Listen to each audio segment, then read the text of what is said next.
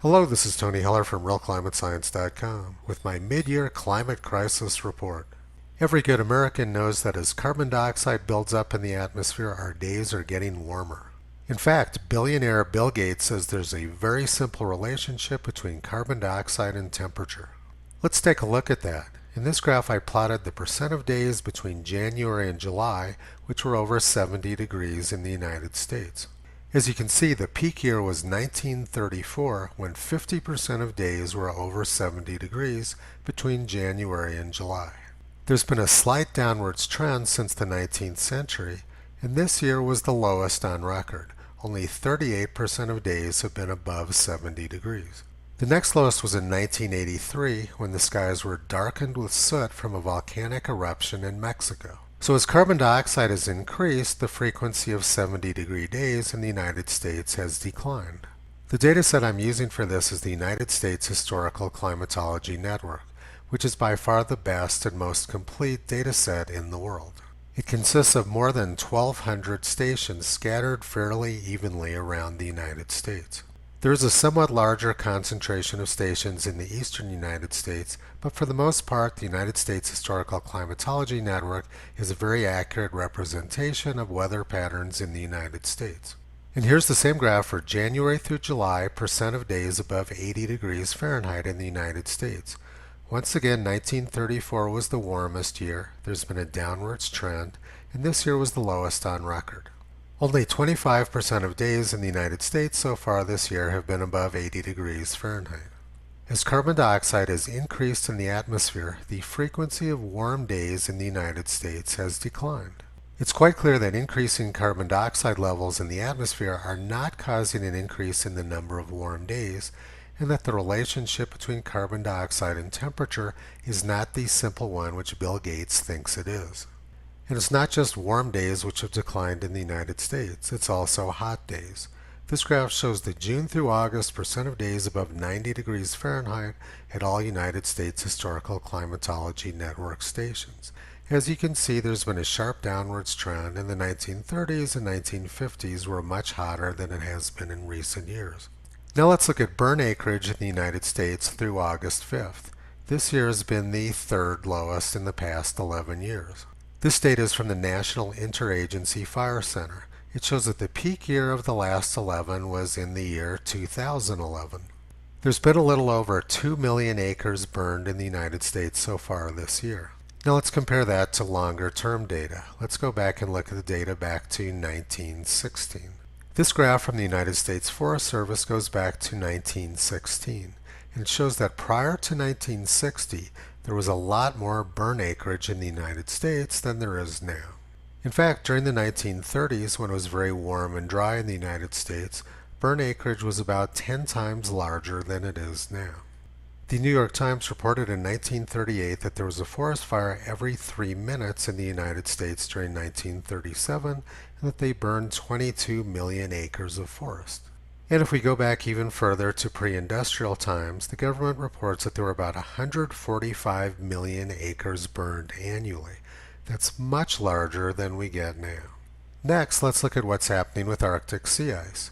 The Sierra Club says it's all going to be gone by 2013, and Nobel laureate Al Gore says it may all be gone by 2014. But there's lots of sea ice in the Arctic. This graph is from the Danish Meteorological Institute, and it shows sea ice extent every day for the past 5 years. The red line is the current year. You can see that the ice was melting fairly quickly back in mid-July, but it's slowed down quite a bit, and in fact the melting is extremely slow right now, as I'm about to show you. This map shows in red the ice which has melted over the past 5 days. As you can see, it's primarily a thin strip facing towards Siberia. Most years this would be peak melt season, and there would be a lot more red on the map than is showing this year. And alarmists have a really big problem coming up. The area north of 80 degrees latitude is about to drop below freezing for the winter. And there's also been very cold air hanging out north of Alaska, which is keeping the ice from melting. So it looks like climate alarmists are running out of time for their ice-free Arctic. Of course, the weather can change and the ice can melt fairly quickly if it does. But the way things stand right now, the prospects do not look good for climate alarmists. This graph from the Danish Meteorological Institute shows in red temperatures north of 80 degrees latitude. As you can see, there's only a few more days left before it drops below the blue line, which is the freezing mark. There's not going to be a lot of melting occurring near the North Pole. Next, let's look at Greenland, which every good citizen of the world knows is melting down like crazy. This graph shows the surface mass balance of the Greenland ice sheet going back to the 1st of September last year. From September 1st through mid-June, the Greenland ice sheet surface gained about 500 billion tons of snow. And over the past 2 months, the snow has been melting, and the surface has lost about 200 billion tons of snow. The melt season is just about over on the Greenland ice sheet, and it looks like the surface is going to end up with a net gain of a little less than 350 billion tons of ice, which is just below the 1981 to 2010 median. Of course, surface melting is not the only way which Greenland loses ice. It also loses ice through glacier calving. But glacial calving has a lot more to do with the climate of the past than with the climate of the current year, and is caused by an excess amount of snow building up in the interior, which causes the ice to flow to the sea in rivers called glaciers. This graph shows the surface mass balance for the past 4 years.